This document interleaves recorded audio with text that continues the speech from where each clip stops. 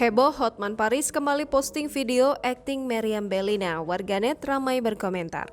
Seperti yang diketahui, kalau hubungan Hotman Paris dan Meriam Bellina sudah berakhir. Saat itu media sangat menyorot kedekatan Hotman Paris dengan Meriam Bellina.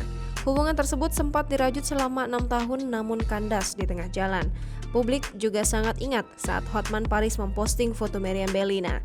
Ramai komentar pada foto yang diposting Hotman Paris. Untuk kesekian kalinya, Hotman Paris memposting video adegan Meriam Bellina dalam sebuah sinetron dilansir Instagram Hotman Paris Official.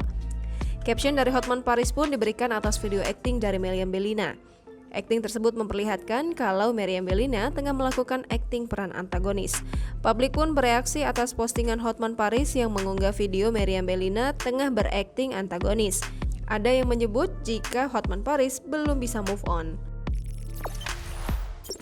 Jangan lupa subscribe, share, komen, dan like ya!